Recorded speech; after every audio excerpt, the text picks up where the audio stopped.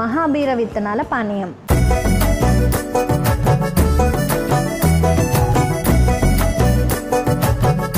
చూసారు కదా, మహాబీర గింజల పానీయం తయారు చేసుకోబోతున్నాం. మరి దానికి కావాల్సిన పదార్థాలు ఏంటో తెలుసుకుందాం.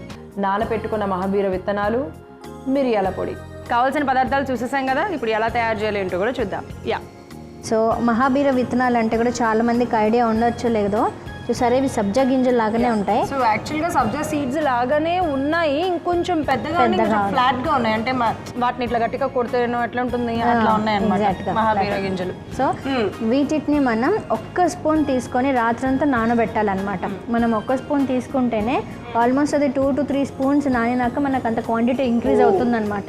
సో దానిలో ఉన్న జిగురంతా కూడా మనకు మంచిగా వచ్చేస్తుంది. సో మనం ఆల్రెడీ ముందు రాత్రి నానబెట్టాం 1 స్పూన్. సో చూసారా, 1 స్పూన్కి ఎంత క్వాంటిటీ అయిందో. సో ఇంత క్వాంటిటీని మనం ఈ గుజ్జు ఎలా సబ్జా సీడ్స్ లానే ఉబ్బుతాయి, కొంచెం పెద్దగా కూడా అన్నమాట. అండ్ ఈ గుజ్జు ఎలా అయితే మనకు న్యాచురల్ గా కనిపిస్తుందో మన ఎముకలలో కూడా అలానే గుజ్జు మనకి ఏర్పడడానికి ఉపయోగపడుతుంది అనమాట. సో అందుకనే ఇప్పుడు మనకి ఈ ఎముకలలో గుజ్జు తగ్గడానికి కొన్ని రీజన్స్ ఉన్నాయి. ఎందుకంటే ఫస్ట్ ఫిజికల్ యాక్టివిటీ తగ్గడం. అది ఇప్పుడు మన ఏజ్ భయపడినప్పుడు వాళ్ళని ఇప్పుడు ఫిజికల్ యాక్టివిటీ తగ్గిందనడానికి ఉండదు. అండ్ ఎముకలలో గుజ్జు తగ్గడానికి అప్పటికప్పుడు ఒక 4-5 months రీజన్ అని కూడా చెప్పడానికి లేదు. మనం 30 to 40 years మధ్యలో ఫిజికల్ యాక్టివిటీ బాగా తక్కువగా ఉండి ఆహారం సరిగ్గా తీసుకోకపోవడం వల్ల, అంటే ఎముకలు దృఢంగా ఉండడానికి కావాల్సిన పదార్థాలు తీసుకోకపోవడం వల్ల మనకి 50-60 years వచ్చినప్పుడు ఈ ఎముకలు బాగా బలహీనంగా ఉండి ఆ గుజ్జు ఏర్పడడం క్వాంటిటీ మెల్లమెల్లగా తగ్గిపోతుంది అనమాట.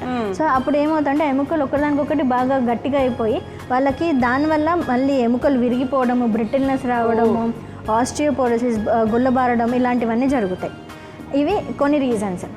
ముఖ్యంగా ఏజ్ భయపడినప్పుడు ఆస్టియోపోరోసిస్ న్యాచురల్గానే జరగడము, ఎముకలు సాధారణంగానే కొంచెం వీక్ అవ్వడం ఇలాంటివి జరుగుతుంటాయి. సో ఇవన్నీ మనం నివారించడానికి మనం 30 to 40 years ఉన్నప్పుడే ఇలా క్రమంగా రోజు 1 స్పూన్ నానబెట్టుకొని ఉదయాన్నే పరగడుపున తీసుకున్నట్లయితే మనకి ఎముకలలో గుజ్జు మెయింటైన్ అవుతుంది. అలానే ఫర్దర్గా ఆస్టియో ఆర్థరైటిస్ కానీ ఆస్టియోపోరోసిస్ కానీ రాకుండా మనకు హెల్ప్ఫుల్గా ఉంటుంది. ఓకే. సో ఆ గుజ్జుని అంటే ఈ 30s నుంచి స్టార్ట్ చేయాలంటారా? అది అబ్బాయిలైనా అబ్బాయిలైనా ఎవరైనా. అండ్ ముఖ్యంగా ఇది మహిళలలో ఎక్కువగా మనకి గుజ్జు తగ్గిపోవడం అనేది అబ్జర్వ్ చేస్తూ ఉంటాం. ఎందుకంటే దీనికి హార్మోన్ రీజన్ కూడా ఒకటి ఉంటుంది. మనకి ముఖ్యంగా మహిళలలో, అంటే మేల్స్కి కూడా హార్మోన్ ఇంబ్యాలెన్సెస్ ఉంటాయి, కానీ మహిళలో వచ్చేటువంటి ఇంబ్యాలెన్స్లో వచ్చేటువంటి ఎఫెక్ట్స్ ఏవైతే ఉంటాయి అవి కొంచెం ఎక్కువగా ఉంటాయి. సో అందుకనే దీనికి రక్తం ఒకటి కారణము, కాల్షియం ఒకటి కారణము, తర్వాత ఇమ్యూనిటీ ఒక రీజన్ అని చెప్తూ ఉంటాం. అందుకనే మన బాడీ కరెక్ట్గా ఉండాలి అంటే మనకి రక్తం కరెక్ట్గా ఉండాలి, కాల్షియం సపోర్ట్ కరెక్ట్గా ఉండాలి, మన రోగ నిరోధక శక్తి కరెక్ట్గా ఉండాలి. ఇలా ఉన్నట్లయితే మనకి ఏ ఏజ్లో వచ్చేటువంటి సమస్యలనైనా మనం అధిగమించడానికి మనకి ఆ కెపాసిటీ ఉంటుంది. అలానే రాబోయే ఏజ్లో అంటే 50-60s కానీ మన ముసలి వాళ్ళు అయినప్పుడు ఏజ్ పరంగా వచ్చేటువంటి డిజీజెస్ని మనం నివారించవచ్చు. ఓకే. సో ఇప్పుడు మనం మీరు అన్నట్టుగా మోకాళ్ళలో గుజ్జు జరిగిపోయిన వాళ్ళు లేకపోతే మోకాళ్ళు నెప్పుడుతున్న వాళ్ళు తీసుకోవచ్చు. ప్రివెంటివ్ కేర్గా మగవాళ్ళు కానీ ఆడవాళ్ళు కానీ ఏ ఏజ్ నుంచి స్టార్ట్ చేయొచ్చు, రోజుకి ఎట్లా అనేది కూడా చెప్పండి. 30 years నుంచి మనం స్టార్ట్ చేయొచ్చు ఈ కాలంలో. ఒకవేళ మనం ఒక 20 years బ్యాక్ ఉంటే మాత్రం 60 పైబడిన వాళ్ళకే కొంచెం మోకాలు నొప్పులు వస్తున్నాయని అనుకుంటారు. బట్ ఇప్పుడు ఎందుకంటే సెడెంటరీ లైఫ్ స్టైల్, అంటే కూర్చున్న ప్లేస్లోనే మనకు అన్నీ వచ్చేస్తున్నాయి. సో టెక్నాలజీ పెరిగింది, దాంతో మనకు బద్ధకం పెరిగింది, ఫిజికల్ యాక్టివిటీ కంప్లీట్గా నిల్ అయిపోతుంది, అండ్ మనము ఎక్సర్సైజ్ అనేటువంటిది దూరం అయిపోయింది. సో ఇవన్నీ కారణాల వల్ల మనము అనారోగ్యానికి గురవుతున్నాం. అలా మనం ఫిజికల్ యాక్టివిటీ ఇంప్రూవ్ చేస్తూ ఇలా తీసుకున్నట్లయితే మనకి రాబోయే కాలంలో మన ఎముకలకు సంబంధించినటువంటి ప్రాబ్లమ్స్ రాకుండా మనకు నివారించవచ్చు. ఓకే. సో ఇప్పుడు మనం ఏం చేస్తామంటే ఒకటే టీ స్పూన్ మనం రాత్రంతా నానబెట్టుకున్నాం వాటర్లో. సో రాత్రి నానబెట్టుకున్నాక ఉదయాన్నే మనకి ఇలా గుజ్జులాగా తయారైపోతుంది. సో ఈ క్వాంటిటీ మొత్తం మనం యూజ్ చేయాలి. ఓకే. సో ఈ క్వాంటిటీ అంతా కూడా మనం చూసారా, స్పూన్ పర్ హెడ్ యూజ్ చేయాలంటారు. అంతే. చూసారా, ఒక స్పూన్కి ఎంత గుజ్జులాగా తయారైంది చూసారా. సో ఇదంతా కూడా మనం వేసుకొని దీనికి తగినన్ని నీళ్లు పోసేసుకోవాలి తాగడానికి. కొంచెం మిక్స్ చేసేస్తే సరిపోతుంది. ఒకవేళ ఇలా తాగడానికి కొంచెం ఇబ్బందిగా ఉందనుకోండి, ఏం చేయొచ్చు అంటే మీరు న్యాచురల్గా ఏదైనా ఫ్రూట్ జ్యూస్ తీసేసుకుంటారు కదా, సో యాపిల్ జ్యూస్ కానివ్వండి, లేకపోతే ఏదైనా బనానా మిల్క్ షేక్, ఏదైనా ఒక ఫ్రూట్తో కూడా దీన్ని మిక్స్ చేసుకొని తీసేసుకోవచ్చు. ఓకే.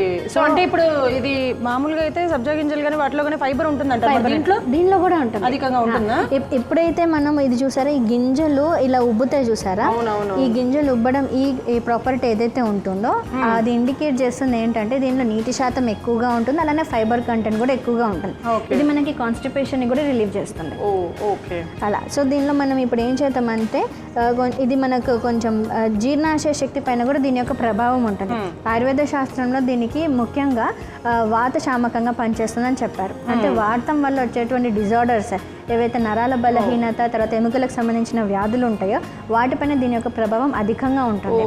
సో అందుకని మనం ఇది నార్మల్గా 50 years పైన వాళ్ళు కంపల్సరీ తీసుకోవాలి. 30 to 40 years ఉన్న వాళ్ళు డైలీ ప్రివెంటివ్ మెజర్గా వాడితే బెటర్. ఓకే.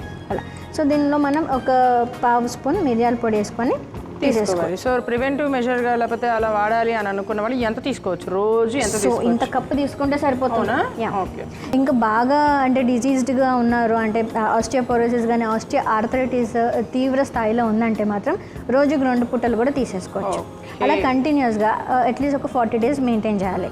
ఆ తర్వాత మనం నిదానంగా ఒక ఆల్టర్నేట్ డే లేకపోతే వీక్లో 2 to 3 times అట్లా, అంటే మనకు సిమ్టమ్స్ని తగ్గినప్పుడు మనం కొంచెం తగ్గించవచ్చు. సో ఇన్ని ఉపయోగాలు ఉన్నటువంటి మహాబీర విత్తన పానీయం రెడీగా ఉంది.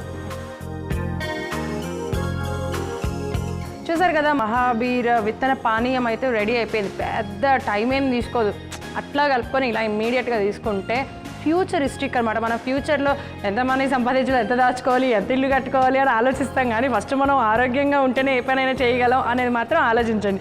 లైఫ్ అంతా ఆరోగ్యంగా మనకి ఎముకలు దృఢంగా ఉండాలి అని అంటే కనుక ఇదిగో ఇలాంటి పానీయం తీసుకోవాలి. మరి దీనికి కావాల్సిన పదార్థాలు తయారు చేసే విధానం కూడా చూసేసేయండి. మహాబీర విత్తనాల పానీయం తయారు చేసుకోవడానికి కావలసిన పదార్థాలు: నానపెట్టుకున్న మహాబీర విత్తనాలు, మిరియాల పొడి. మహాబీర విత్తనాల పానీయం తయారు చేసుకునే విధానం: ముందుగా ఒక గ్లాస్ తీసుకొని అందులో నానపెట్టిన మహాబీర విత్తనాలు, సరిపడా నీళ్లు, చిటికెడు మిరియాల పొడి వేసి కలుపుకుంటే ఎముకల్లో గుజ్జు పెంచి దృఢంగా ఉంచుతూ మోకాళ్ళ నొప్పులను, నరాల బలహీనతను తగ్గించే మహాబీర విత్తనాల పానీయం రెడీ.